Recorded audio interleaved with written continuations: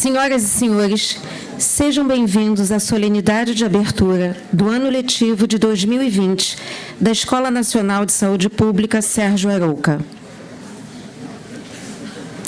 A ciência e o conhecimento científico vêm sendo desqualificados de forma direta e indireta. Considerada grande aliada no enfrentamento das desigualdades, a ciência desempenha papel fundamental em razão de criar elementos e evidências que auxiliam e justificam ações. Considerada grande aliada no enfrentamento das desigualdades, a ciência desempenha papel fundamental em razão de criar elementos e evidências que auxiliam e justificam ações e políticas direcionadas à população brasileira. Isto posto, torna-se essencial o investimento em pesquisas, em laboratórios e na formação de profissionais. Necessário enfatizar a importância de fortalecer instituições públicas, uma vez que as dificuldades orçamentárias propiciam criar significativos fatores contraproducentes, como a interrupção de pesquisas e a evasão de pesquisadores e cientistas de nosso país.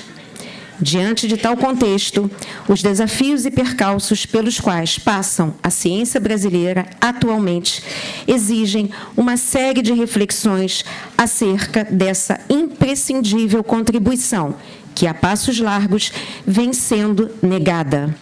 Sabe-se que, se não obtivermos resultados cada vez mais positivos nas ações e iniciativas vinculadas à pesquisa e à ciência, corre-se o risco de não ser possível enfrentar diversos problemas, dentre eles a pobreza, o preconceito, a degradação ambiental, a precariedade das condições de saúde pública e o abastecimento de água.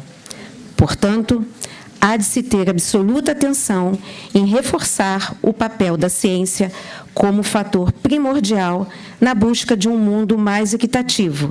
E a ESP se orgulha de, há tempos, se posicionar de forma crítica sobre a atual conjuntura adversa e a ação de resistência em defesa dos princípios e valores de cidadania plena. Destinada à formação de quadros profissionais para o Sistema Público de Saúde brasileiro em nível de pós-graduação estrito e lato sensu, bem como a qualificação profissional em saúde, nossa escola se propõe hoje a debater os desafios atuais da ciência brasileira no enfrentamento das desigualdades e iniquidades sociais. Neste momento, damos início à abertura do ano letivo de 2020 da Escola Nacional de Saúde Pública Sérgio Arouca. Convidamos para compor a mesa Cristiane Vieira Machado, vice-presidente de Educação, Informação e Comunicação da Fundação Oswaldo Cruz.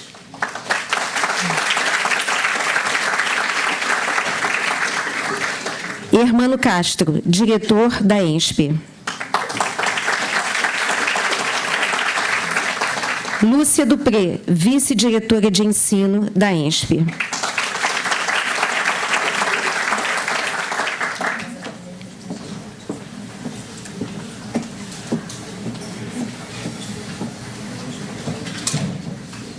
Já estão para a gente? Não, só nós três. Com a palavra, a professora Lúcia Dupré.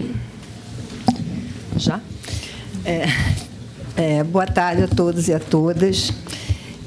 Queria dizer que esse momento é muito especial para a escola, sempre. Né? Falei isso de manhã para os alunos e estou falando isso agora para uma plateia mais diversa.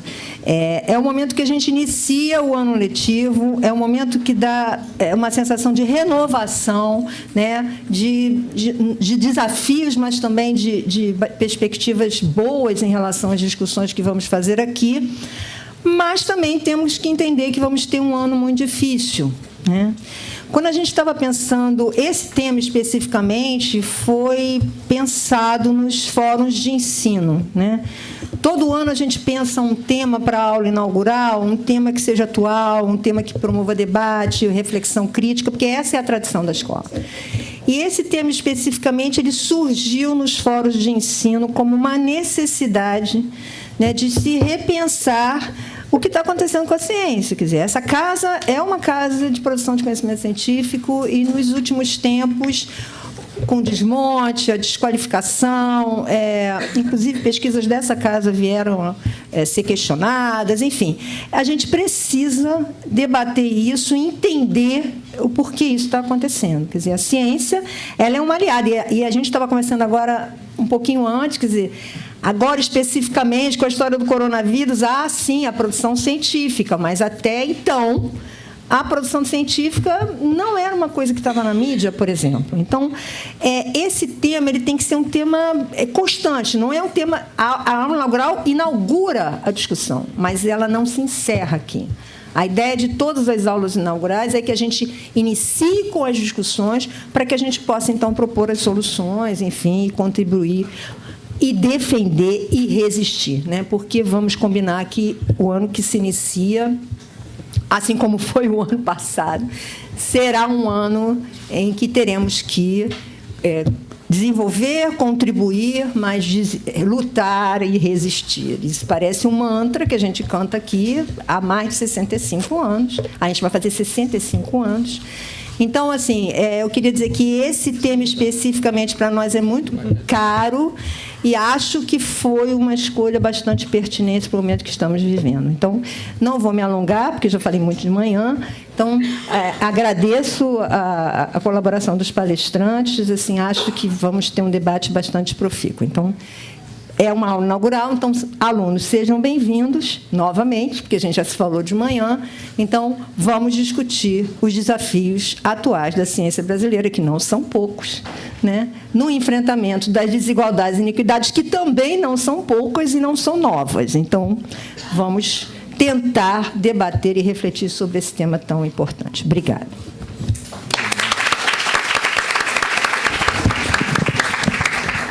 Com a palavra, o professor Hermano Castro. Bom, boa tarde a todas e todos. Quero cumprimentar aqui a nossa vice-diretora, a Lúcia Dupré, e a nossa vice-presidente, representando aqui a professora Anísia Trindade, a Cristiane, que também é daqui da escola, todos conhecem. Quero cumprimentar os nossos convidados, a professora Deide, o professor Paulo, o professor Humberto, por ter aceito o nosso convite para esse debate. Enfim, para nós é um desafio. Cumprimentar os professores aqui presentes, cumprimentar os nossos alunos que chegam, já dei as boas-vindas hoje pela manhã. E comentar especialmente uma representação aqui que poucos conhecem, mas vão conhecer breve, é a representação do nosso território, o seu Bezerra, que está aqui sentado, e ele vai, daqui a pouco, nos brindar com a sua fala sempre focada em temas importantes. É a representação do nosso Conselho Gestor Local, construído aqui no nosso Centro de Saúde. Bom, sejam todos muito bem-vindos. Temos enormes desafios pela frente no campo da saúde, no campo da democracia, no campo do Estado brasileiro, né? Eu acho que a gente está vendo um momento que não é só defender a democracia, mas é defender a República, defender esse Estado construído a duras penas por uma diversidade cultural enorme, por negros, brancos, pardos, todos índios e todas as comunidades e povos tradicionais que tem nesse país, que construíram essa nação e que, de certa maneira, vivem ameaçadas. A gente tem vendo os ataques às aldeias, enfim, ataques quase que semanais e diários ao ambiente, enfim. E a gente resiste e luta nessa defesa. Agora, também não é de agora, a gente vem lutando há muito tempo, né? Não é a tradição desse povo é uma tradição de muita luta, não é uma tradição de ficar quieto, é uma tradição de resistir e lutar. Mas em alguns momentos isso melhora, isso piora. Alguns falam que é um ano difícil. Quase todos os anos que a gente está aqui discutindo são sempre anos difíceis. De um lado ou de outro tem sempre a dificuldade e os desafios. Eu lembro, há 30 anos, o ano era difícil porque o desafio era construir o SUS. Construímos dificuldades na gestão, atravessamos diferentes governos e estamos aqui e conseguimos chegar a um patamar, não sou flamenguista, eu sou flamenguista, mas é um patamar muito bom no campo do sistema de saúde pública brasileiro, que é difícil destruir. Agora, precisamos fortalecê-lo mais ainda, né? Eu estava vendo agora uma notícia do Congo, milhares de crianças morrendo de sarampo. O mundo não fala disso, o mundo está falando de coronavírus. Está falando de coronavírus, mas o sarampo está matando milhares de crianças na África. O Congo já são mais de 15 mil crianças mortas. A própria América Latina, e o Brasil, que perdeu o seu selo da eliminação do sarampo, recrudesce e volta. Aqui no Centro de Saúde, a gente está atendendo crianças com sarampo. São Paulo, uma epidemia de sarampo, morrendo crianças e idosos. Então, assim, nós estamos convivendo com as velhas chagas, a tuberculose, o sarampo, a febre amarela e tantas outras, e as novas chagas que aparecem, que a gente precisa enfrentar. Como diz Paulinho da Viola, né, naquela frase da música, e é importante, faça como um velho marinheiro que durante o nevoeiro leva o barco devagar, mas vamos ter que levar o barco devagar, mas com objetivo, com clareza, sabendo para que rumo tomar, que caminhos tomaremos. Eu repito o que eu falei de manhã. Essa escola e essa Fundação Oswaldo Cruz, ela só teve a possibilidade de crescer porque ela sempre marchou ao lado do povo brasileiro, sempre marchou ao lado da sociedade, de um modo geral, mas sempre na busca e nas respostas de enfrentamentos às desigualdades sociais que esse país sempre enfrentou, e às iniquidades. O SUS nasceu disso. E esse compartilhamento entre profissionais de saúde, professores, alunos, e é importante a presença de vocês e os mais jovens que trazem e fazem com que nós possamos refletir questões que nós não enxergamos, que vocês enxergam, é importante esse compartilhamento entre professores, alunos e profissionais de saúde, que é uma tradição dessa Fundação Oswaldo Cruz, a sua democracia interna, e que é uma tradição do próprio Sistema Único de Saúde, que construiu um controle social a duras penas, que precisamos resgatá-lo, inclusive, de outras maneiras, para que a gente possa fortalecer cada vez mais esse sistema.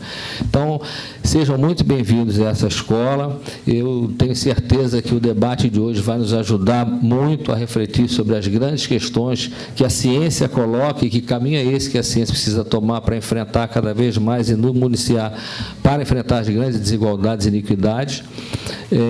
Sejam bem-vindos. Estamos com turmas, esse auditório está bem cheio. Quero agradecer a alguns professores que trouxeram os alunos para cá. Temos alunos de especialização, tem aqui de saúde trabalhador, pessoal da área ambiental. Eu acho que é um chamamento importante, num momento importante da vida do país, e um debate que é muito atual. Vamos ter a apresentação dos nossos 3 expositores, certamente vai nos ajudar muito, e muitos elementos trarão para que a gente possa, ao longo desse ano e dos próximos, estar refletindo e estar avançando na construção de uma sociedade melhor e de um sistema único de saúde para todos, público, sem privatizações, sem nada disso. Obrigado pela presença de vocês, aos nossos convidados, e vamos ao que interessa para todos nós, que é ouvi-los. Muito obrigado.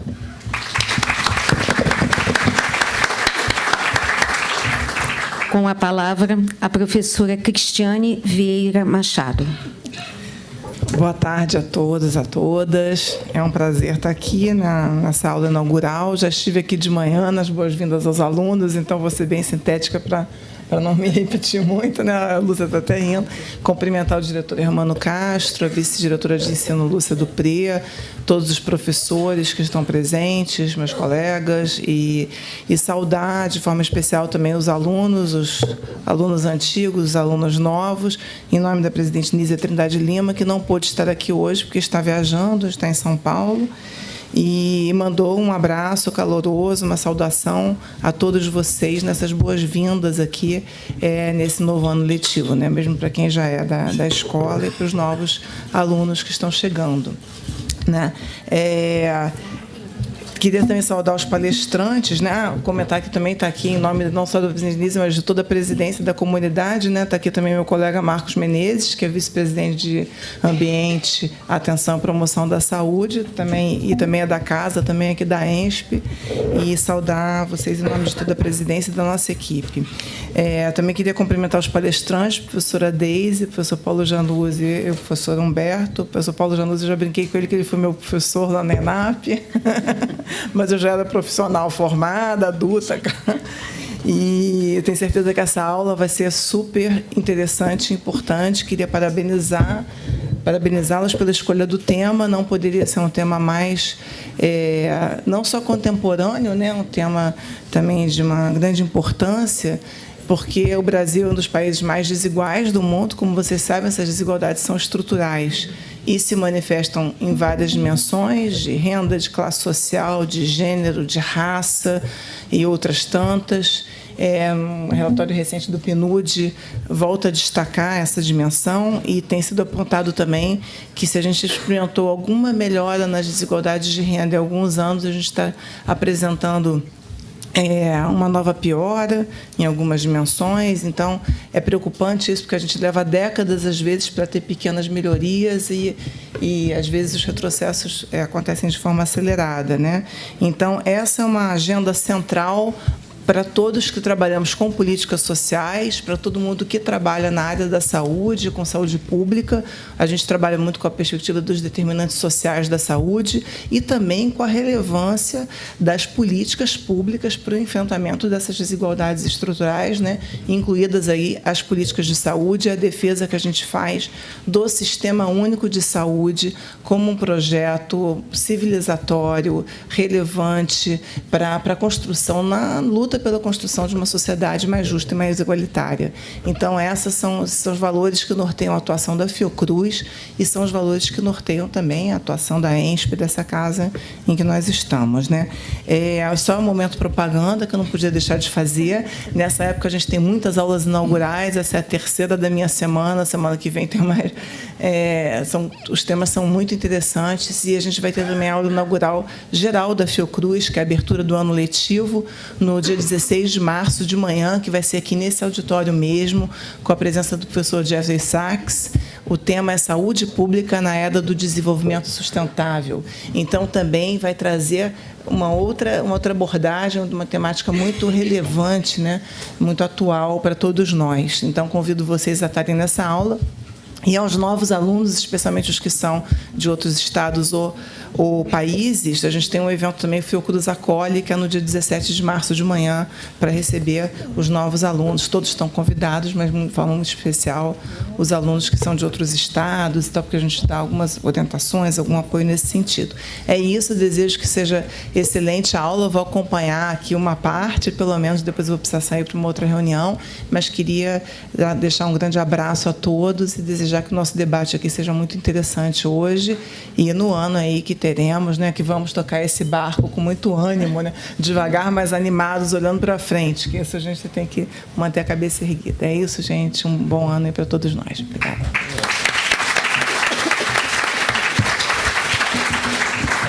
Gostaríamos de registrar a presença do senhor José Bezerra, conselheiro do Conselho Gestor Intersetorial de Manguinhos e militante do Movimento das Comunidades Populares.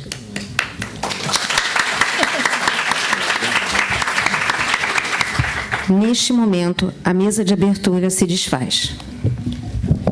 É só avisar, tem lugar aqui na frente, viu? Se quiserem, não tem aqui, reserva, ó. Não. Pode se sentar aqui, sem problemas. Eu fico.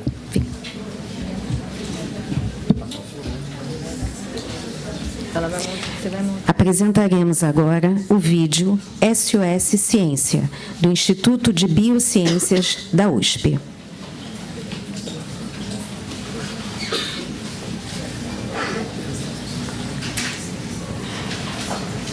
A ciência brasileira precisa da sua ajuda. O orçamento de ciência e tecnologia no Brasil esse ano é o menor de todos os tempos. Nós criamos universidades, construímos laboratórios de última geração, formamos pessoal ultra qualificado, criamos novas tecnologias. Nós fizemos do Brasil a maior potência agrícola do planeta. Fomos buscar petróleo no fundo do oceano e inventamos o bioetanol. Enfrentamos a zika, a febre amarela e nós estamos próximos de uma vacina contra a dengue. Graças à ciência conhecemos nossa biodiversidade, nosso clima e a nossa cultura. Mas ainda há muito que pesquisar, muito que descobrir. Sem cientistas não se faz nada disso. Laboratórios essenciais para o progresso científico desse país estão sem dinheiro, às vezes até para pagar a conta de luz. Milhares de jovens cientistas como eu estão desistindo da carreira científica. Pesquisadores renomados estão indo embora do nosso país. A proposta do governo é reduzir ainda mais em 2018 o orçamento que é insuficiente em 2017. Se isso acontecer, a ciência no país vai parar por completo. Milhares de projetos de pesquisas serão interrompidos aqui no Brasil. A qualidade do ensino nas universidades será prejudicada. Assim como a qualidade dos nossos futuros profissionais, biólogos, engenheiros, psicólogos, sociólogos, professores. Pessoas que precisamos para solucionar nossos problemas e levar o país adiante. Teremos uma geração perdida. Ajude-nos a salvar a ciência brasileira. O orçamento de 2018 está sendo definido agora no Congresso Nacional. Ou falamos agora, ou amanhã será tarde demais. Ciência não é luxo, é sobrevivência. Sem ciência não há remédios. Não existe energia. Não existe agricultura. Não existe transporte. Não existe a base disso tudo, que é o conhecimento. Sem ciência não existe desenvolvimento. Sem ciência não existe solução, não existe cura. Em todos os países do mundo, quem financia a ciência básica é o poder público. Não deixe a ciência brasileira morrer. Compartilhe essa mensagem. Ciência não é gasto, é investimento. Ciência não é gasto, é investimento. Ciência não é gasto, ciência é investimento. Ciência não é gasto, é investimento. Ciência não é gasto. Ciência é investimento. Investimento no futuro do Brasil.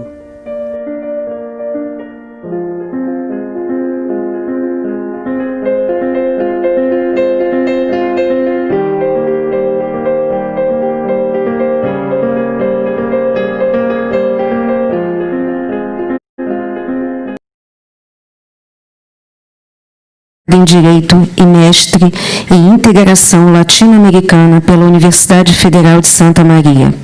Doutora em Direito Internacional e mestre em Direito Comunitário e Europeu pela Universidade de Paris I, Panthéon-Sorbonne. É professora titular de Ética da Faculdade de Saúde Pública da Universidade de São Paulo, onde atua como chefe do Departamento de Saúde Ambiental e coordena o Programa de Pós-Graduação em Saúde Global e Sustentabilidade. É também professora do Programa de Pós-Graduação em Relações Internacionais do Instituto de Relações Internacionais, da USP, onde obteve sua livre docência em Direito Internacional em 2012. E leciona de 2008 a 2018. Atualmente é presidente da Associação Brasileira de Relações Internacionais e membro da Comissão sobre Fragmentação da Saúde Global da revista The Lancet. Graduada em Matemática Aplicada e Computacional pela Universidade Estadual de Campinas, Paulo de Martino Januzzi é mestre em Administração Pública pela Escola de Administração de Empresas de São Paulo, da Fundação Getúlio Vargas, e doutor em Demografia pela Unicamp. Professor do Programa de Pós-Graduação em População, Território e Estatísticas Públicas da Escola Nacional de Ciências e Estatísticas no Instituto Brasileiro de Geografia, IBGE. Exerce o cargo de membro do painel de especialistas em avaliação do International Evaluation Office do Programa de Nações Unidas em Nova York e atua como colaborador da Diretoria de Análise de Políticas Públicas da FGV. Humberto Adame Santos Júnior é graduado em Direito pela Universidade de Brasília, possui mestrado em Direito pela Universidade do Estado do Rio de Janeiro. É advogado especialista em ações de enfrentamento ao racismo perante o Supremo Tribunal Federal. Presidente da Comissão Nacional da Verdade da Escravidão Negra do Conselho Federal da Ordem dos Advogados do Brasil e presidente da Comissão Estadual da Verdade da Escravidão Negra da Ordem dos Advogados do Rio de Janeiro. É presidente da Comissão de Igualdade Racial do Instituto dos Advogados Brasileiros. Acumula experiência na área do direito civil, trabalhista, direito ambiental, destacando seu conhecimento sobre a responsabilidade ambiental e das relações raciais, discriminação racial no mercado de trabalho e racismo institucional. Atualmente, exerce o cargo de diretor jurídico do Instituto de Advocacia Racial e Ambiental, IARA. Convidamos para compor a mesa. Já estão na mesa. Deise de Freitas Lima, já estão na mesa. A gente queria uma salva de palmas, né? Porque ela...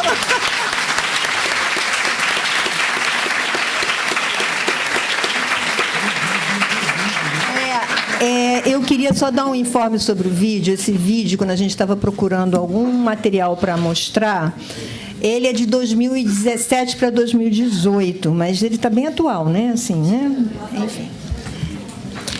Com a palavra, a moderadora Lúcia Dupré, vice-diretora de ensino da ENSP. Já peguei a palavra também. Bom, eu não vou me alongar, porque eu acho que o debate aqui vai ser, vamos dizer assim, a tônica dessa tarde. Então, eu vou passar a palavra para a professora Deise para iniciar a sua fala, e aí depois na ordem que a...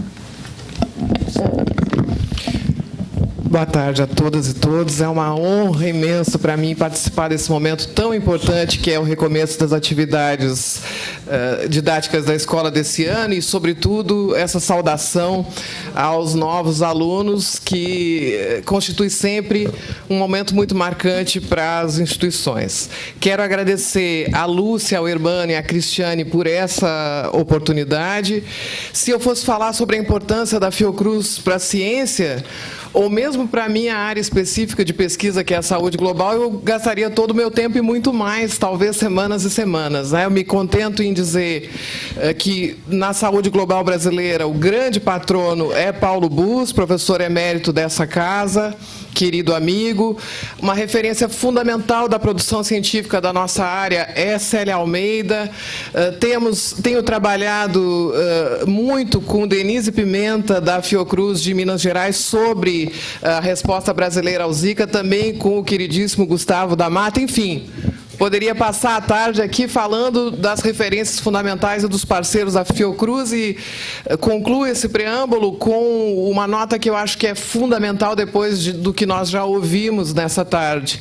Nós precisamos estar unidos. As velhas rivalidades entre instituições precisam ser eliminadas. Nossos inimigos não estão na área da ciência ou na área acadêmica, e nós precisamos nos esforçar ao máximo para conseguirmos trabalhar juntos em todas as frentes. Eu pedi autorização ao Hermano e à Lúcia para falar sobre o coronavírus. Eu acho que ele é uma boa forma da gente abordar a questão da desigualdade e da ciência. Vocês podem se perguntar por que esse vínculo nem sempre é tão explícito, mas eu gostaria de começar com uma citação de uma obra que é uma obra fundamental da literatura do século XX, que é A Peste, de Albert Camus, que muitas pessoas, inclusive, vêm citando de uma forma um pouco desajeitada por ocasião da emergência internacional do coronavírus. Dessa obra eu quero reter uma ideia que é muito importante. Há um momento em que ele diz que os pobres, numa epidemia imaginária, que é objeto desse romance publicado em 1947, que teria acontecido na cidade que não é imaginária de Wuhan, na Argélia, ele fala o quanto a peste repercute de uma forma diferente entre os pobres e entre os ricos. E ele aponta que, enquanto os pobres vivem uma espécie de duplo isolamento, na medida em que eles não têm meios materiais para enfrentar a doença com maior dignidade, e que eles são mais expostos à doença, surge a questão da igualdade na morte. E aí Camus diz: essa é a igualdade que nós não queremos, né? Essa é a igualdade que ninguém quer. O único elemento que nós temos em comum entre os diferentes grupos humanos classificados pelos meios materiais aos quais eles têm acesso, podem identificar durante uma epidemia, é justamente saber que vamos morrer. Mas nós morremos por razões, em geral, não somente na época das epidemias, por razões diferentes, de formas diferentes e com consequências muito diferentes para a nossa família e o nosso entorno a partir da nossa morte. Então, eu quero começar desmistificando, junto com vocês, a ideia de que a morte é democrática. A ideia de que epidemias, inclusive doenças respiratórias, infecto-contagiosas como essa que nós estamos enfrentando, que elas são democráticas. Não.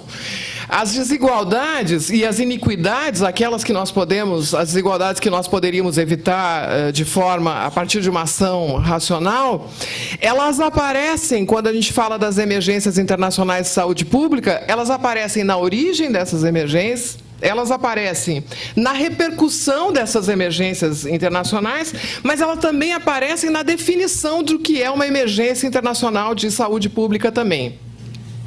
Eu me refiro ao Regulamento Sanitário Internacional, que é vigente em 196 países desde 2007 e que é a base para a declaração da Emergência Internacional de Saúde Pública do Coronavírus, que foi feita no dia 30 de janeiro pela Organização Mundial da Saúde e que catapultou o surto de coronavírus inicialmente surgido na China e hoje já disseminado em quase 60 países, catapultou o coronavírus à condição de prioridade máxima da saúde pública no mundo inteiro. E eu já adianto para vocês claramente qual é a minha posição a esse respeito. Eu acho que a saúde pública não pode ser o que resta no intervalo entre duas emergências internacionais. A saúde pública, para que a gente tenha capacidade de resposta cada vez que surge uma emergência, depende de elementos estruturais dos quais nós não podemos jamais descuidar. E eu quero ressaltar nessa minha breve exposição esse aspecto. Nós pensemos, então, na primeira emergência de saúde pública de importância internacional que foi declarada pela OMS em 2009, que foi a gripe AH1N1, durou até, essa emergência foi declarada em 2009, durou até 2010, teve como epicentro o México, como o animal relacionado a essa transmissão, o porco. Vocês lembram que essa gripe inicialmente se chamava gripe suína e depois, por pressão econômica, ela passou a ser referida quase que exclusivamente como influenza H1N1 pelos meios de comunicação, pressão forte das associações de produtores de carnes e derivados de carne de porco. Essa epidemia é marcada por uma constatação que já vinha da síndrome aguda respiratória grave de 2002 e 2003, que também teve como epicentro a China. Era a ideia de que jovens saudáveis do mundo desenvolvido podiam morrer dessa gripe. Então, nós temos aí uma declaração de emergência que foi polêmica, porque se acusou a Organização Mundial da Saúde de ter exagerado na declaração, e foi suscitado, inclusive, por periódicos importantes, como o BMJ, que teria havido, uma influência indevida da indústria farmacêutica na declaração dessa pandemia, porque para essa havia um tratamento, que era o oseltamivir, vocês vão lembrar disso. Não posso me ater nesse caso, mas quero lembrar para vocês esse paralelo de uma emergência que surge porque pode matar pessoas jovens dos países ricos. Depois nós tivemos, em 2014, uma segunda emergência de saúde pública de importância internacional, que é o poliovírus. Eu não sei se vocês sabem, mas essa emergência ainda está em curso. Essa emergência foi declarada em abril de 2014 e ela foi na 33ª reunião do Comitê de Emergências responsável por tratar dessa resposta. Ela é ainda considerada uma emergência internacional. Como nós podemos falar de uma emergência de 6 anos, mas a poliomielite é uma emergência. Inicialmente, o risco de propagação provinha da Síria, dos Camarões e do Paquistão.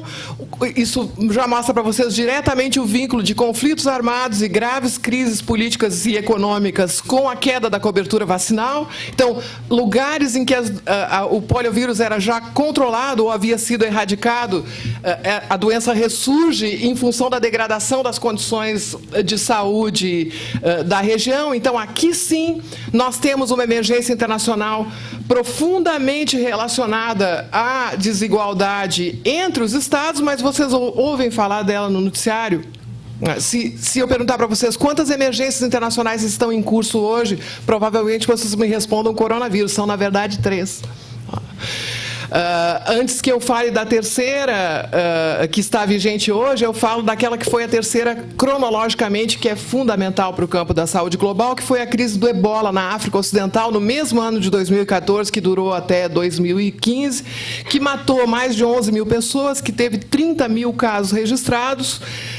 em Guiné, Conakry, Libéria e Serra Leoa, mas, pasmem, os 7 casos de ebola que aconteceram no Ocidente tiveram uma repercussão muito maior do que esses casos que aconteceram na África Ocidental. E aqui nós temos claramente uma doença que já havia sido, entre aspas, descoberta nos anos 70, que teve diversos surtos sem que houvesse interesse do Ocidente a respeito delas, mas quando um vírus sai do lugar em que ele deveria ter ficado, há uma corrida rápida à produção de medicamentos e vacinas, e há claramente uma guinada que ocorre no campo da saúde global com essa crise do ebola pelo temor de que a doença viesse a se propagar a outros países, mas aqui nós temos as desigualdades que começam já no momento em que o ser humano invade habitats naturais, em que animais silvestres passam a conviver em ambiente urbano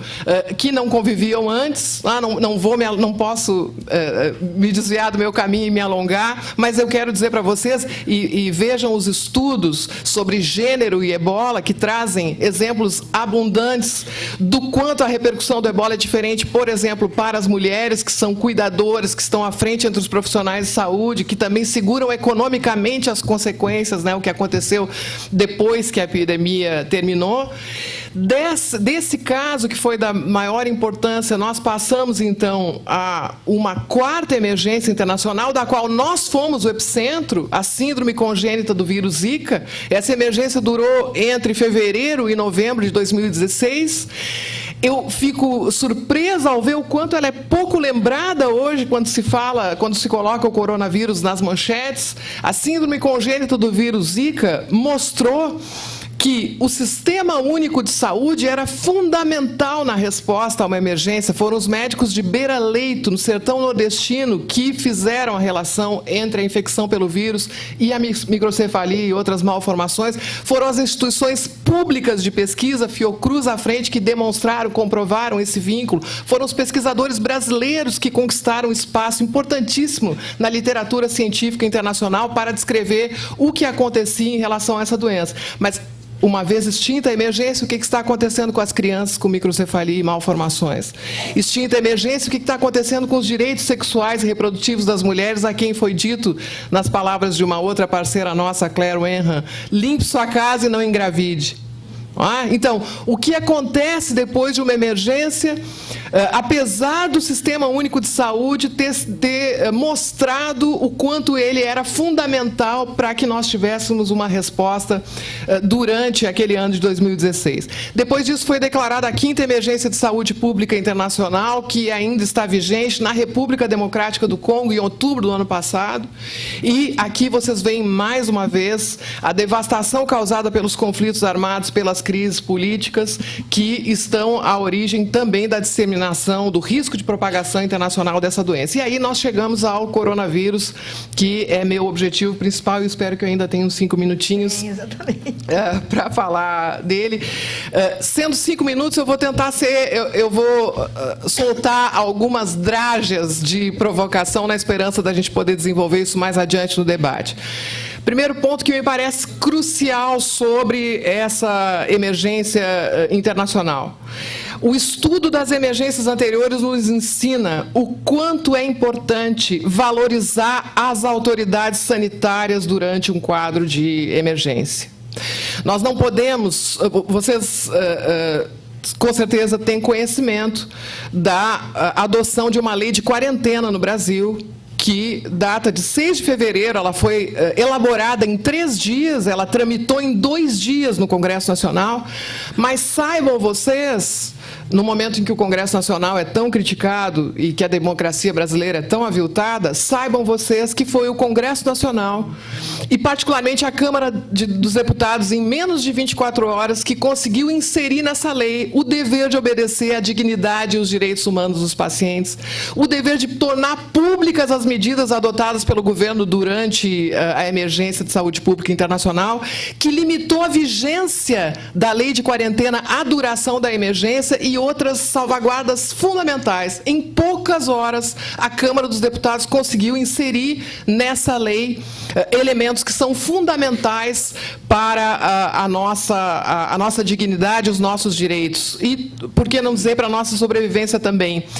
Quero lembrar a vocês que, por intermédio dessa lei, as autoridades sanitárias, inclusive locais, têm o condão de determinar o nosso isolamento, nossa quarentena, tratamento obrigatório, exames clínicos obrigatórios, inclusive requisitar patrimônio de empresas públicas e de instituições, públicas e de instituições privadas. Tudo isso vai ser decidido, segundo a lei, pelas autoridades sanitárias. E é fundamental que, se forem necessárias essas medidas, que sejam realmente as autoridades sanitárias que as tomem. Nós precisamos empoderar as autoridades sanitárias, nós precisamos valorizar os profissionais de saúde. E aqui eu gostaria de tomar a liberdade de me posicionar de uma forma muito clara em defesa do Ministério da Saúde. Obviamente, nós podemos ter todas as divergências que nós quisermos e espero que tenhamos com o governo federal e, particularmente, com o ministro da Saúde. Mas ele disse há poucos dias uma frase muito importante: ainda bem que nós temos o SUS. E isso é absolutamente verdadeiro. Sem um sistema com acesso universal e gratuito, sem um sistema com capilaridade em todo o território nacional, independentemente das suas disfunções, que se devem a elementos que nós conhecemos bem, como a falta de prioridade política, subfinanciamento e etc., sem um sistema como esse, não há possibilidade de resposta eficiente a nenhuma emergência internacional. Mas não há, sobretudo, prevenção. Não há atenção primária à saúde, não existe estratégia de saúde da família, não existe programa de imunização. Todos esses bens extraordinários que o SUS oferece à sociedade brasileira, e muitas vezes ela sequer tem consciência de que chegam a ela por meio de um sistema, de um dos maiores sistemas públicos de saúde do mundo, talvez o seu maior em matéria de potencial de atendimento. Essa defesa do SUS, ela é fundamental. Por isso que, quando as pessoas sabem que eu trabalho com emergências internacionais, me perguntam se o coronavírus é uma ameaça, se a gente deve ter medo do coronavírus ou se nós devemos entrar em pânico com o coronavírus, eu sempre respondo que não. Nós temos que entrar em pânico com o desmonte do SUS. E aí já passo a conclusão da minha breve exposição. Nós temos que entrar em pânico também com o enfraquecimento, com a manipulação da nomeação das direções dos institutos públicos de pesquisa. Nós temos que ter pânico verdadeiro do enfraquecimento das universidades públicas brasileiras. É isso que deve nos assustar, por uma razão muito simples. Se nós não defendermos esse patrimônio e a sua independência diante de qualquer governo, seja ele qual for, nós não saberemos que, no ano passado, por exemplo, no Brasil, nós tivemos cerca de 40 mil casos de síndrome aguda respiratória grave. E casos que não ocuparam as manchetes, que chegaram a 5 mil óbitos no ano passado. Entre esses óbitos, 700 por influenza H1N1, ou seja, se morre daquela pandemia de 2009, ainda se morre no Brasil. Vocês podem ter um impulso, que eu espero que vocês não tenham, mas que acontece com muitos brasileiros, de pensar, não, esses índices estão nas regiões mais pobres do país. Não, o estado com o maior número de mortes por influenza no ano passado, a H1N1, foi São Paulo. Se vocês pegarem números da dengue no ano passado, mais de 1,5 milhão de casos. Qual é o maior número de casos, maior número absoluto de casos? São Paulo, com maior incidência no Centro-Oeste, mas também com uma incidência muito elevada em São Paulo.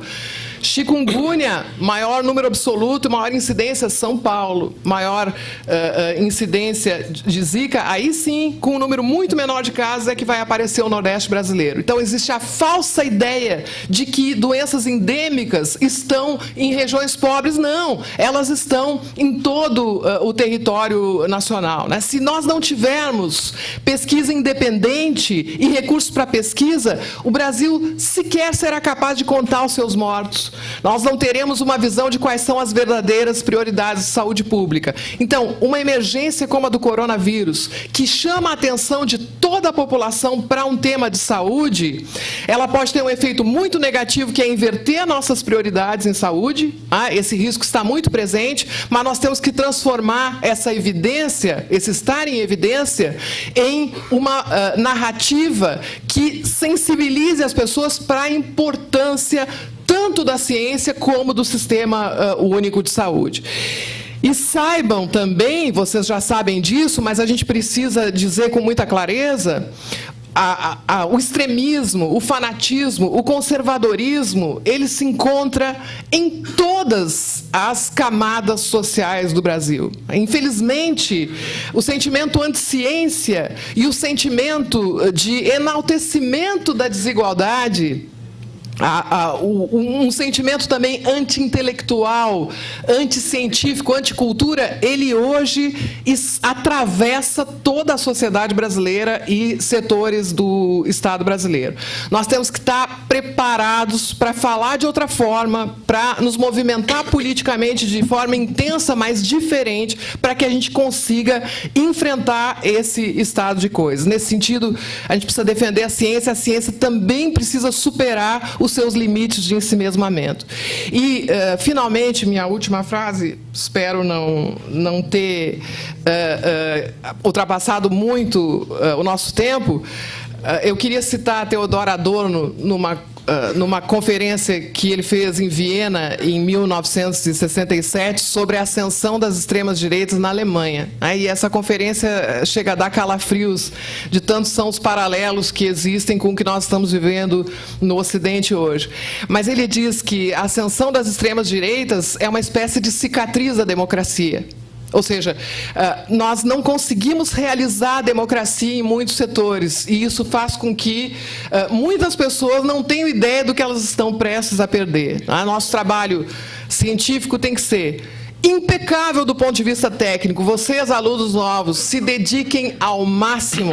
A formação científica acadêmica não depende de um juízo de otimismo ou de pessimismo. Ela é o nosso dever ético. Sejam os melhores tecnicamente. Usem tudo que vocês têm à disposição nessa casa extraordinária, que é um patrimônio do nosso país e também da América do Sul. Não esqueçam também da atuação extraordinária que a Fiocruz tem no nosso subcontinente.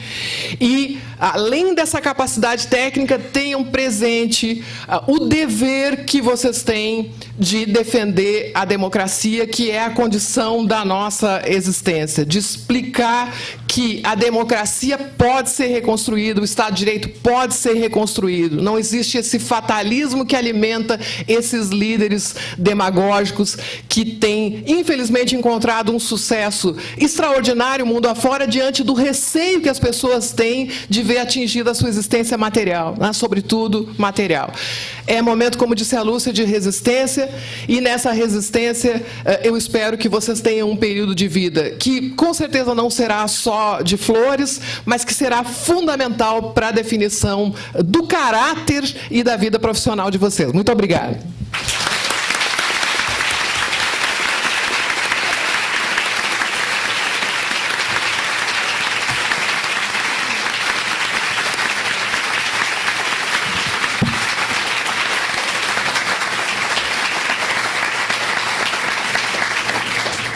Obrigada, professora Deise. Passamos a palavra agora ao professor Paulo Januzzi. A apresentação do professor... É essa? É, isso.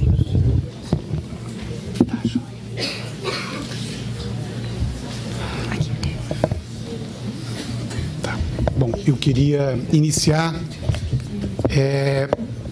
assim, parabenizando a organização aqui e a eleição desse tema para essa aula inaugural. Agradecer muito o convite da Fiocruz, da professora Lúcia, do professor Edmano, enfim, Cristiane, por estar aqui, tantos outros colegas, de ter essa oportunidade de vir aqui à casa e falar para os alunos que estão entrando, os alunos que estão retomando os estudos nesse ano letivo. É sempre um orgulho muito grande a gente poder vir aqui, essa Casa da Ciência. essa casa que é reconhecida, né, pela produção científica e tecnológica no Brasil, lá fora, e, sobretudo, também reconhecida pelo engajamento, né, que a gente precisa ter enquanto servidor público, enquanto pesquisador. Quer dizer, ainda que com toda a vigilância epistemológica, com toda a disciplina intelectual, né, com todo o rigor acadêmico das nossas pesquisas, e essa é a prática da casa, ela não se esquece de que, né, que a ciência tem partido. A ciência tem partido da sociedade, precisa ter. Eu acho que a Fiocruz é um exemplo muito importante para todos nós que estamos aí, né, enfim, no centro de pós-graduação, nas universidades públicas e nos institutos de produção de conhecimento e de produção estatística, como é o meu caso do IBGE, né, de ter essa referência, de não esquecer, né, que o nosso trabalho incide e precisa incidir na transformação da realidade social, econômica e ambiental aqui no Brasil. Então, agradeço, professora Lúcia, pelo convite né, agradeço também aqui outros colegas que me convidaram aqui ao longo desses outros 2 últimos anos para poder estar aqui falando com vocês, né? A professora Deise fez uma apresentação muito instigante, muito engajada também nesse sentido. Ela levantou certos pontos que a própria mesa de abertura já havia colocado, e sem, né, ter combinado nada com a mesa e com ela, mas naturalmente tendo conversado, né, com a organização do evento sobre o que eu deveria apresentar, eu acabei, talvez, acho que trazendo um tema que vai na rabeira, né, no final da exposição da professora Deise, né, que é um tema absolutamente fundamental. Até porque eu também não queria aqui me repetir em outros temas que eu já tenho falado aqui à casa, de alguns colegas. E eu procurei, então, trazer essa reflexão para essa mesa sobre o contexto da produção do conhecimento técnico e científico nesses tempos de terraplanismo e outros ismos que já foram denominados, mas eu, né, sendo um funcionário de uma instituição da administração direta, ainda que fundacional, tenho que ter certos cuidados, né, nos outros ismos que eu coloco, né, que eu venho a colocar, porque, enfim, a gente sabe que os tempos estão bastante complicados. Mas, enfim, por detrás do terraplanismo, vocês vão ver que tem muitas outras coisas embutidas nisso, né? Enfim, obscurantismo, conservadorismo, autoritarismo, enfim, e outros que eu não posso, quer dizer, não deveria citar. Por favor, próximo slide. Então, veja, eu faço até o discurso do questionamento, né, para não dizerem que eu sou tão assertivo assim, mas, enfim, o terraplanismo voltou, né? Será que há evidências de que ele saiu dos porões, né, enfim, os porões, inclusive, né, das próprias nossas casas, famílias e das nossas próprias instituições públicas?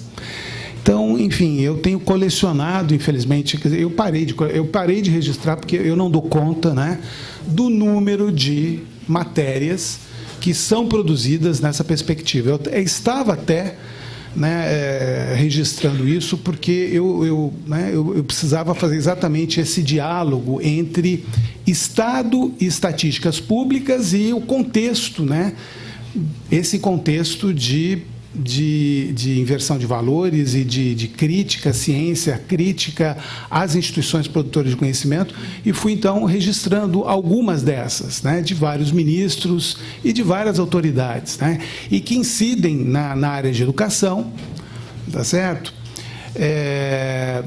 Questionando, enfim, a qualidade da produção acadêmica no Brasil, questionando sobre a mudança climática, questionando sobre a efetividade de uma série de ações de políticas sociais na redução da pobreza, né? E o outro tema que vocês sabem bem, questionando, inclusive, por exemplo, o programa Mais Médicos, e usando como argumento, né, enfim, fatos e elementos supostamente completamente fora, né, de um raciocínio técnico-científico para argumentar que o Mais Médicos não teve efetividade.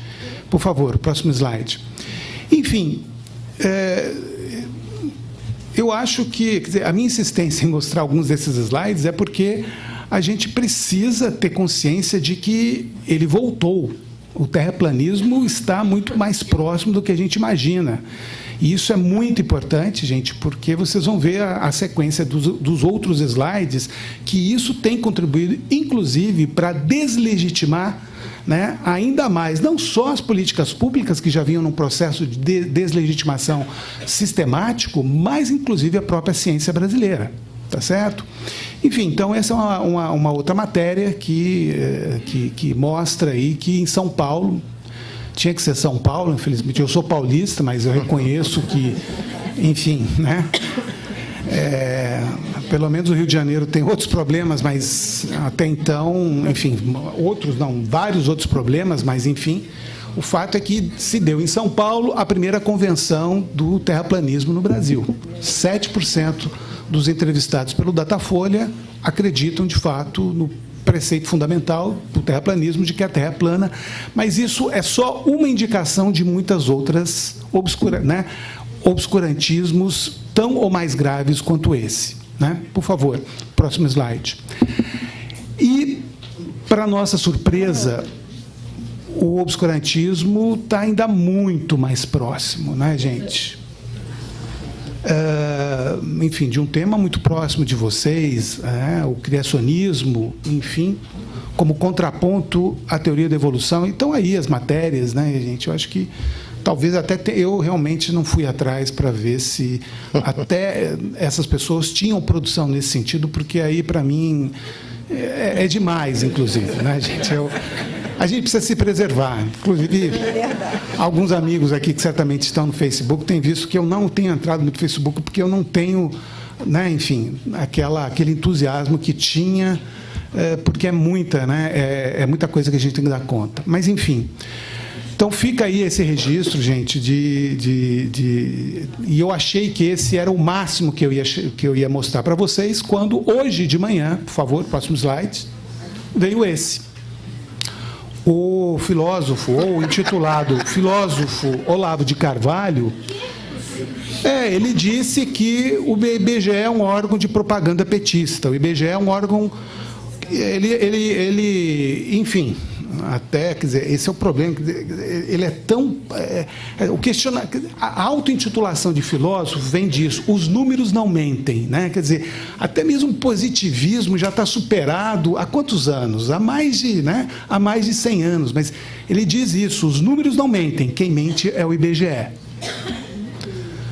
Essa acho que é a cereja do bolo de tantas outras declarações que eu preciso, né, que eu tenho, inclusive, e tive que selecionar, seja do ministro da Economia, seja enfim, de outras autoridades, da Presidência da República e tantos outros, né, desmerecendo as estatísticas do IBGE. Por favor, o próximo slide. Né?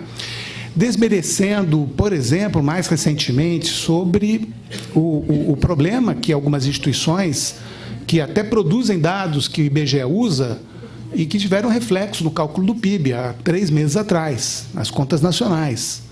Né, que o Zé Paulo Kupfer, um dos poucos, de fato, jornalistas econômicos que tem muitos que se intitulam ou como comentarista ou como jornalista econômico, mas, de fato, que tem uma agenda muito restrita. Eu tenho a impressão que alguns jornalistas, se estudarem muito, eles vão se sentir muito desconfortáveis, vão ter que virar articulistas, ou vão ter que sair do jornal, porque, enfim, não dá para fazer, né, jornalismo sério, né, insistindo em certas teses. Mas, enfim, então, ele mostra claramente esse problema do apagão de dados, que a gente já está sentindo em alguns órgãos públicos, quer dizer, o fato de ter um número muito grande de aposentadorias do IBGE, por exemplo, né, um contingente enorme de aposentados, 1/3 dos 5 mil funcionários que trabalham basicamente aqui no Rio de Janeiro já eram suscetíveis a se aposentarem, uma parte significativa deles já se aposentou. Tivemos um embate com o INPE, como se as estatísticas do INPE, validadas por mais de 20 anos, em vários fóruns, não fossem críveis para apontar aquilo que todo mundo já está vendo, e vários por outras indicações do aumento do desmatamento. E vocês sabem, como a professora Lúcia colocou aqui, inclusive, da situação da pesquisa sobre o crack, e a deslegitimação, o desserviço, e o questionamento que o ministro Osmar Terra, à época, fez com relação a essa pesquisa, porque não apontou aquilo que, de fato, ele imaginava, pelo senso comum, pela sua comunidade de práticas, e a sua comunidade de terraplanistas efetivamente acreditava. Enfim, então, eu estou trazendo isso, por favor, próximo slide, porque isso tudo, gente, pode dar um certo, vamos dizer assim, dar alguns momentos de gozo, nesse meio que a gente vivencia, mas o fato é que isso já está tendo repercussões em vários contextos. Eu acho que, num desses contextos, eu acho que a gente precisa chamar a atenção de você, chamar a atenção. Eu não sei o quanto de vocês conheciam essa pesquisa, que é realizada a cada 2 anos pelo CGE, em Brasília, que é uma organização social com contrato de gestão com o Ministério de Ciência e Tecnologia, e que ele apontava, isso está lá na internet, essa pesquisa, e ela mostra que os cientistas são o 4º grupo de referência citado pelas pessoas, essa é uma amostra nacional, a respeito dessa pergunta. Quais são as fontes de informação mais importantes, quer dizer, que mais inspiram confiança em relação a assuntos importantes? Então, jornalistas e médicos são os mais referenciados. Depois vem os religiosos e os cientistas. Que bom que os militares nem tem tanta, enfim. Vamos ver, O fato, próximo slide, por favor. O fato é que os religiosos, gente, têm um peso muito forte, e esses religiosos, em particular, aqueles que insistem, enfim, em ler o Velho Testamento com tudo que, enfim, ainda se lesse o Novo Testamento, talvez tivesse alguma leitura um pouco mais positiva, alguma mensagem mais positiva, mas o Velho Testamento é muito terraplanista, tá certo? É muito dente por dente e tantas outras questões. E realmente, na população de baixa renda, o prestígio da ciência é menor ainda, quando a gente compara, enfim, com pessoas que têm a possibilidade de fazer curso superior ou ter uma renda mais elevada. Por favor, próximo slide. Mas o fato, gente, é que esse gráfico, ele está meio... Eu quis trazer um pouco a tendência, não sei se está dando para ver com muita clareza, mas o que eu queria mostrar para vocês é que essa barrinha, essa camada aí em roxo, é a camada de pessoas que é a imagem dos cientistas na visão dos brasileiros. Então, veja, um número menor de brasileiros acha, ao longo desse período, passou de 47%, 55% para 40%, a imagem do cientista como pessoas inteligentes que fazem coisas úteis à humanidade. Tá certo? E tem crescido a percepção de que os cientistas são pessoas que servem a interesses econômicos e produzem conhecimento em áreas nem sempre desejáveis, que é a barrinha em rosa. E o que tem crescido é uma percepção elitista, de que são pessoas comuns com treinamento especial. Acho que, enfim, dos males o menor. Mas o fato é... Por favor, o próximo slide. O fato é que, na população de baixa renda, o que era 40% acreditavam que os cientistas fazem coisas úteis, inteligentes, e úteis à humanidade, cai para 30%. Tá?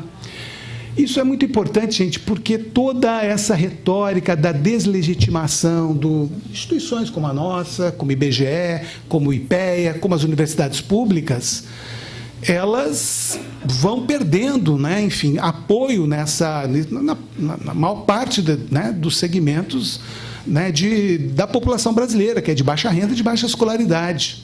Quer dizer, o discurso de desconstrução, né, e de impingir a ciência um viés elitista, que por certo ela tem, mas um viés também, né, de trabalhar a favor de outros interesses que não o interesse da coletividade, está muito forte, e o pior é que está crescendo. Então, isso acho que é uma mensagem importante, vocês que, sobretudo que vocês estão entrando agora, né, enfim, já vem nessa toada da trajetória acadêmica, que a gente precisa perceber, né,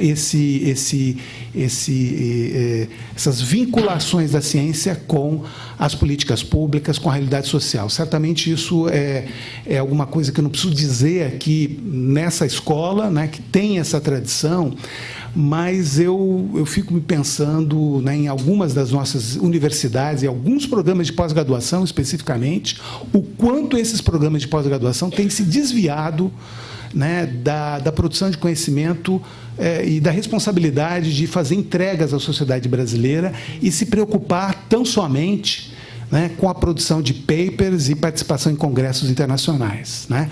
O quanto da nossa academia não está referendando esses critérios que, né, supostamente, talvez, uma parte de todos nós concordemos, né, rejeitemos, que é os princípios meritocráticos de acesso a políticas públicas. Né, de que política pública, né, só merece política pública quem tiver algum mérito ou algum, enfim, né, ou demérito que justifique a sua participação no Bolsa Família ou num hospital público ou numa escola pública, tá certo? Então, enfim, eu trouxe esses slides um pouco para trazer para vocês um pouco como a sociedade está olhando, né, para aquilo que a gente faz e da necessidade da gente ter um cuidado com essas questões. Por favor. Bom, por fim, esse é o último, acho que, slide dessa pesquisa, só para chamar a atenção de vocês, entre 2015 e 2019, de que a percepção de que a sociedade tem, que a ciência e a tecnologia trazem mais malefícios ou benefícios para a humanidade, 30% dos brasileiros acreditam que só traz benefício, quando eram 53%. Talvez até a leitura podia ser até positiva, porque, de fato, nem tudo que se produz em ciência e tecnologia, né, teria, vamos dizer assim, mediante alguma regra, né, e alguns princípios éticos e mesmo científicos, né, e do ponto de vista até de uma ética social, seriam bastante questionáveis. Mas, enfim, esse diria para vocês que é uma das questões, uma das mensagens importantes que eu queria trazer para vocês, da perda da legitimidade social pela ciência e tecnologia no Brasil, que está muito relacionado a esse recrudescimento do discurso terraplanista e de tudo outro que vem junto com isso. Mas também me preocupa, próximo slide, por favor, outros temas que também são muito caros às pesquisas desenvolvidas aqui, desenvolvidas em outros campos, que é a vilanização da política, dos políticos, das políticas públicas e dos técnicos e gestores públicos. É que não cabia tudo isso, né, no título do meu slide. Mas é isso, gente. Não é? Quer dizer, realmente, o servidor público hoje, a gente vivencia isso nas nossas instituições, o medo, a preocupação, o desconfiar do outro colega, né? A gente não pode nem pedir para que certos assuntos não sejam tratados em e-mail, que sejam tratados, não é? Mas todo mundo quer documentar tudo por e-mail, discussões que, enfim, né? Como se, enfim, né, o interesse geral, o interesse público não fosse o principal motivador de todas as relações que a gente tem na administração pública.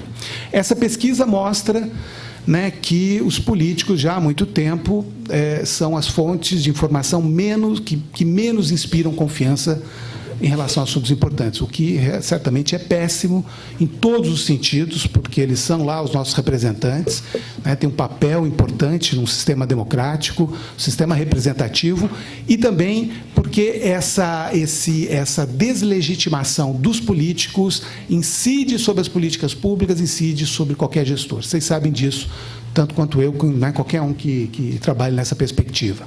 Próximo slide. Essa vilanização, ela prospera, né, e graças graças a um quadro de adesão fortíssimo ao autoritarismo no Brasil. Essa é uma pesquisa que foi divulgada pelo Fórum Brasileiro de Segurança Pública em 2018.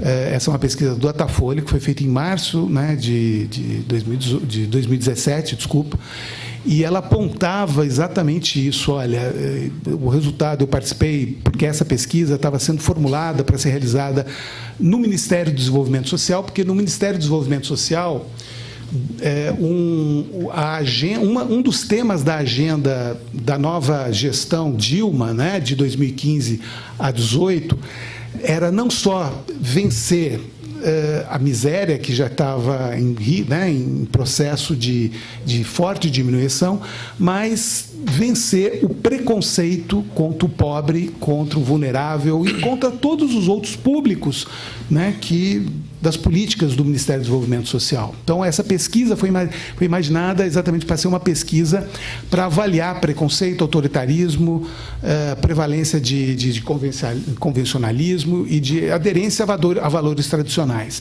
Nem tudo pôde ser investigado, né? Usamos lá a proposta do Adorno, né, que é uma bateria de mais de 40 questões, mais de 50 questões, e usamos aquelas que tinham a ver mais com a questão do autoritarismo e chegamos a uma escala de 8,1.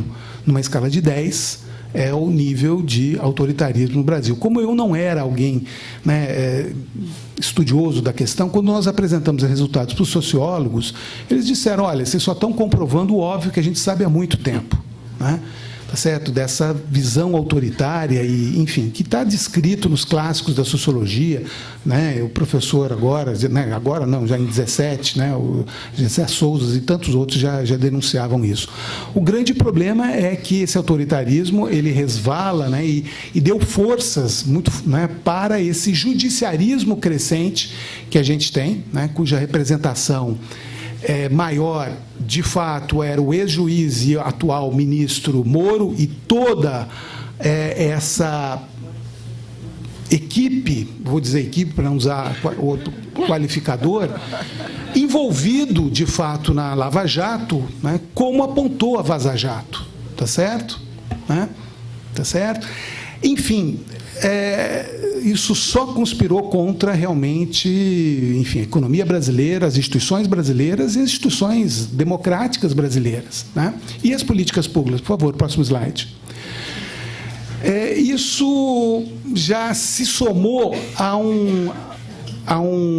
uma prática usual da nossa imprensa, né? Que é um setor que eu estou dando graças a Deus que a CNN, vou fazer propaganda, CNN, eu tenho outras restrições à CNN, mas pelo menos o fato da CNN Brasil estar se instalando no Brasil, na Avenida Paulista, ali perto de onde tem as manifestações embaixo do MASP, acho que vai ser alguma coisa positiva, porque muita coisa rola lá e, né, não aparece nas 4 grandes redes que a gente tem no Brasil, né?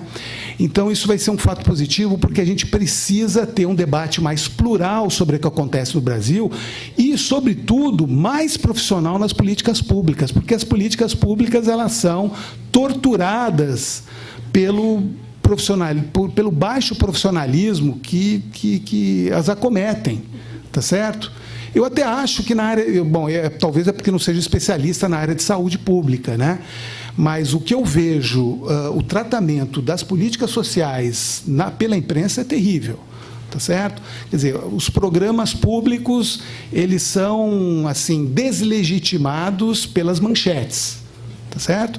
Então, é isso. O Pronatec é relevante para o mercado, a questão do kit gay, a questão de filosofia e sociologia obrigatórias derrubam notas em matemática. Quer dizer, isso é uma manchete, inclusive, infelizmente, de um estudo produzido no IPEA, tá certo? Por uma pessoa que hoje é secretário nacional no Ministério da Economia. Entendeu, gente? Por isso que, se vocês, por favor, fossem um dia... Cuidem da biografia de vocês, tá certo? Da bibliografia de vocês, porque ele produziu sem ser um especialista no assunto, e o que ele dizia, e o que ele diz no estudo é isso. como se o objetivo educacional fosse só ter notas boas em português e matemática. Aliás, isso rende para um outro debate, né? Tá certo? Quer dizer, o quanto de falta de sociabilidade, de solidariedade que a gente não está trabalhando nas escolas públicas e também nas universidades. Quanto essa disputa por bolsa, quanto a disputa por emplacar um artigo, quanto isso, na verdade, acaba não favorecendo a cooperação, tá certo? A multidisciplinariedade e, de fato, acaba conspirando contra outros valores, que são esses valores que, inclusive, estão por detrás dessa reforma administrativa. E tem gente, funcionário público, achando ótima essa reforma administrativa por conta, enfim, do peso e da valorização do mérito, supostamente do mérito que ela vai trazer, da competição em detrimento da cooperação. Mas, enfim, por favor, o próximo slide, que eu já estou... Eu já estou aqui nos finalmente e, por sorte, quer dizer, eu fiz uma opção, porque quem me conhece, quem sabe, já viu a apresentação minha desse gráfico, sabe que se eu começasse por esse, eu não ia sair dele. Então, e não vou sair dele por quê? Porque talvez é a minha área mais de pesquisa, né? E o que a gente está vendo, gente, que essa vilanização das políticas públicas está criando um encalacre difícil da gente sair, porque nós tivemos uma queda importante, né, da pobreza, da desigualdade, da mortalidade infantil, da evasão escolar, enfim, tivemos, de fato, avanços sociais significativos, e eu não vou mostrá-los todos, porque, né, nem teria tempo para isso, mas a gente está tendo, né, a retomada da pobreza, da miséria, da fome, da própria mortalidade infantil, da mortalidade infantil, pelo menos deixou de cair como caía. Né? Estamos tendo a reemergência, como disse o professor Hermano, né, de doenças que já estavam, né, o sarampo, que já estavam erradicadas, enfim. Então, nós estamos tendo uma série de retrocessos a passos largos. Então, em menos de 2 ou 3 anos, nós voltamos 10 ou 12 do ponto de vista de combate à pobreza. Ou seja, se a gente tiver que começar tudo de novo, enfim, com as mesmas ferramentas, a gente vai levar ainda muito mais tempo para voltar aos patamares do passado. Agora, esse gráfico, gente, tem um outro elemento fundamental, né? A pobreza caiu, a mortalidade caiu, a evasão caiu, porque tinha política pública, gente. Isso aqui não é resultado do Bolsa Família. Isso é resultado de ter um sistema de saúde, né, como o SUS, de ter um sistema de oferta educacional por todo o país, de ter tido política de valorização do salário mínimo, de ter tido política de proteção a conteúdo nacional para as empresas brasileiras, de ter tido uma Petrobras, de ter tido investimento, né, de recuperação do investimento e de ter um projeto nacional. É isso que é o grande problema. A falta de um projeto, né, e que está denunciado, por favor, o próximo slide, né, próximo slide, por favor, tem a ver exatamente com isso. Nós vínhamos, próximo slide. Próximo slide. Nós vínhamos num processo bastante tardio de construção do nosso estado de bem-estar social. Quer dizer, o mundo desenvolvido, a França, a Alemanha, né, mesmo Inglaterra, Estados Unidos, eles, desde do início do século, vêm aportando recursos crescentes, o Estado vem amealhando recursos crescentes, né, da riqueza econômica, né, e isso está expresso nesse indicador carga fiscal, que é o somatório de tributos pelo PIB. Então, veja, os países desenvolvidos vêm e levaram 80, 100 anos para construir o seu sistema de políticas públicas. Tá certo? Antes da Primeira Guerra, depois da Segunda Guerra e, ao longo dos anos 80, isso se estabilizou por volta de 45%, né, na média dos países da OCDE. Portugal é um país mais tardio nessa trajetória e só ingressou na estruturação das suas políticas públicas depois da queda da ditadura de Salazar nos anos 70. E o Brasil ainda é mais retardatário nesse processo, que só depois, enfim, né, da nova República e com a Constituição de 88 é que o Brasil entrou de fato nesse processo de estruturação do estado de bem-estar, do qual a experiência mais exitosa, sem dúvida nenhuma, é o SUS. né? O sistema e que serviu como referência para outras políticas públicas organizadas na forma de sistema, como a assistência social, como a educação, como supostamente queria também o trabalho e a própria ciência e a própria cultura. Mas, enfim, o Brasil tentou fazer em 20 anos, e ainda bem que tentou fazer em 20 anos, né, sendo bastante elástico no conceito de estado de bem-estar, de 94 a 2014, tá certo? Estruturar um conjunto de políticas públicas que, em uma geração, tiveram muitas transformações. Enquanto outros estados, inclusive Portugal, levou isso 40 anos, e, portanto, transformações em que se deram em gerações diferentes, houve tempo para a classe média perceber que ela precisava, sim, dividir a vaga na universidade com outros brasileiros menos privilegiados, né? Mas isso tudo foi tudo junto, misturado. Foi política de cota, política universal, política redistributiva, política de reconhecimento sociocultural. Foi, enfim, muita coisa num curto espaço de tempo, que é o que explica, gente, essa retomada virulenta que a gente tem do reacionarismo, do terraplanismo no Brasil em tão pouco tempo, ao longo dos anos 2000, 2010. Enfim, o que eu queria chamar a atenção de vocês, gente, que por conta do teto, que também foi comentado aqui, né, nós temos recursos para a ciência e tecnologia cada vez mais contingenciados. Na verdade, não é contingenciado o termo, é, de fato, não previsto e não alocados nos orçamentos, assim como na própria educação e na própria saúde, que vão deixar de crescer como deveriam por conta da demanda, por conta da sofisticação dos serviços e da demanda populacional. Então, o Brasil, que conseguiu chegar numa carga fiscal de 36%, tá certo? E que estaria, daqui a 10 anos, em 2020, chegando nos 42% que Portugal tem hoje, né? E que é um atrativo para muitos brasileiros que não encontram, inclusive da classe média, que não encontra aqui, vai buscar lá no sistema público, lá em Portugal, tá certo? Mas o Brasil está andando para trás, e essas estatísticas, para esse indicador, certamente o FMI não teria nenhum interesse em mentir, né?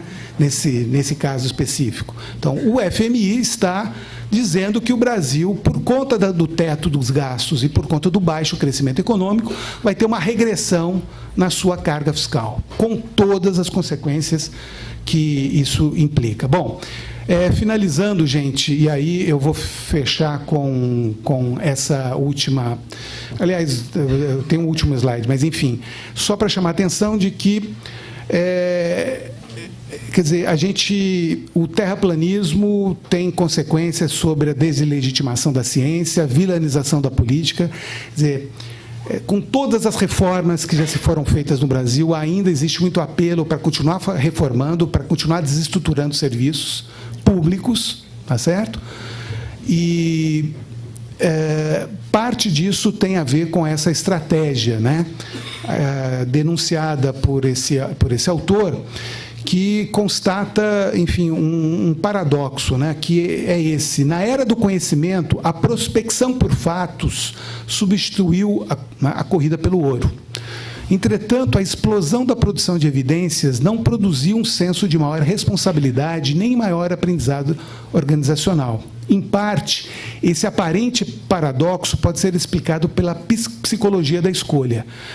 Frente a cada vez mais e mais disparatada informação, indivíduos se tornam cada vez menos capazes de selecionar e incorporar evidências no seu repertório do conhecimento. Quer dizer, o emborrecimento, né, esse terraplanismo, né, que graça solto. Enfim, trata-se do paradoxo da escolha, em que a necessidade de decidir entre alternativas difíceis de se avaliar significa nenhuma decisão concreta. Enfim, por favor, último slide. Vou passar mais um. Enfim, né, a gente tem essa sequência, essa rede fake news via WhatsApp para mobilizar a base bolsonarista. Isso é mais uma evidenciação dessa estratégia.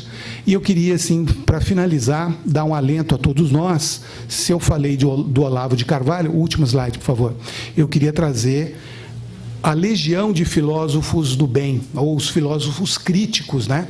Em especial o Herbert Marcuse, e eu tirei isso de um material, inclusive, da História das Ciências, aqui, Manguinhos, uma revista muito interessante dessa discussão de epistemologia, em que ele diz, eu vou ficar no último parágrafo, né? A ciência livre de valores promove cegamente certos valores políticos sociais e, sem abandonar a teoria pública, a ciência sanciona uma prática estabelecida. Então, eu acho que essa é uma mensagem importante para muitos de vocês que estão iniciando a carreira acadêmica aqui, de que, enfim, gente, não existe aquela ciência pura, acima do bem e do mal, tá certo? Existe, a ciência é feita por uma comunidade, né, de pesquisadores, de humanos, de classe média. Felizmente, no Brasil, não só mais de classe média, né, de gente que conseguiu, nesses 15 anos, inserir-se na universidade, está hoje na pós-graduação, e eu sinto isso lá no nosso programa, lá na escola do IBGE, tá certo? Então, não vamos perder essa referência de, né, esse compromisso que a ciência tem com a produção de mais bem-estar para a população, tá certo? E de interesse, né, e de responder aos interesses públicos da sociedade brasileira e não de determinados grupos. Acho que essa era a principal mensagem aqui que eu queria deixar registrado para vocês nesse momento aí de início do período letivo, em particular, né, de início de trajetória acadêmica para muitos de vocês. Obrigado.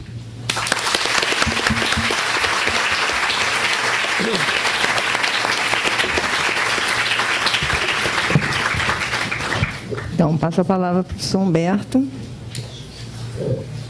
Bom, primeiramente, boa tarde a todos e todas. Quero agradecer o convite que foi feito para a instituição, especialmente a professora Maria Helena Barros, que está ali em primeira fila, né? E dizer que eu estou deveras extasiado aqui, porque falaram de tanta coisa ruim na questão da academia e da ciência, que eu vou trazer um assunto muito mais leve e mais tranquilo. Eu presido a Comissão Nacional da Verdade e da Escravidão. Então, falar sobre a escravidão negra e a reparação da escravidão é muito mais suave, mais agradável e com certeza com um cenário mais alegre e mais alentador. Eu já estou na terceira gestão. Essa Comissão Nacional da Verdade da Escravidão Negra foi criada pelo Conselho Federal da OAB aqui no Rio de Janeiro em 2014, na Conferência Nacional dos Advogados. Como vocês viram na leitura aí do meu currículo, né?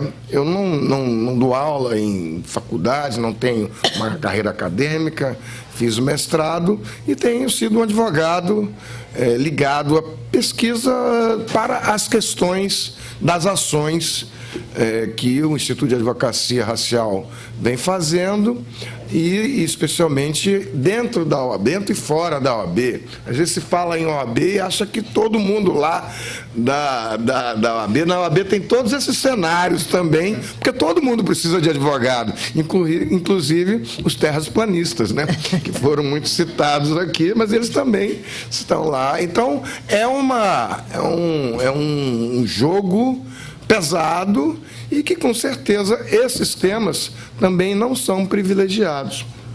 Essa comissão, então, apesar de estar na terceira gestão, 3 presidentes de Conselho Federal já foram trocados, ela está na 17ª comissão estadual, o que significa Comissão Estadual da Verdade da Escravidão Negra, das seccionais da OAB.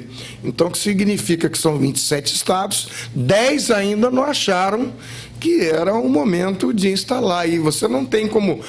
Instala aí! É tudo um jogo de... tem eleição, de 2 em 2 anos tem eleição, 3 em 3 anos tem eleição, e você não tem uma forma de imposição do Conselho Federal nas seccionais. É sempre na base da sedução, do acompanhamento, da eleição, né, e do convencimento. Mas, apesar disso, são boas as novas, tendo em vista toda essa agonia, né, que os meus antecessores aqui colocaram.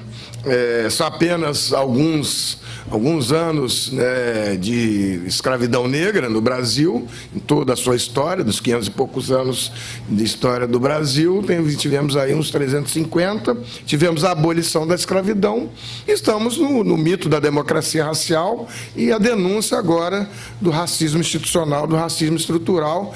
A gente já sublimou um monte de coisa. Então, o que é a diferença principal do trabalho da Comissão da Verdade e do trabalho das comissões de igualdade racial, de discriminação racial, trabalho de denúncia do movimento negro há décadas, desse mito da democracia racial que foi mencionado aqui também, en passant. Mas é que a reparação da escravidão, quando a gente propôs ao Conselho Federal, a Comissão da Verdade da Tortura, né, investigou a ditadura, ela examinou os anos de ditadura, que foram uns 20 e poucos anos. E teve todo um apoio, né? Teve estrutura de Estado, a presidente Dilma fez uma lei, tinha tudo isso. E a Comissão da Verdade da Escravidão, ela lida com, desde o primeiro africano escravizado que botou o pé aqui, ele lida com todos os problemas, tortura, esquecimento das suas raízes, epistemicídio, a sua desumanização, o tratamento como sequer ser humano, né? E eu vi isso, inclusive, como advogado do Banco do Brasil que fui, e você via lá nos inventários das escrituras, que estão até hoje examinando as terras de antanho, né? Você via lá imóveis semoventes, vaca e boi, para quem não é da área jurídica, né? E depois vinham os escravos. Agora, modernamente, no politicamente correto, está sendo mais usada a palavra escravizado, porque ninguém nasceu escravo.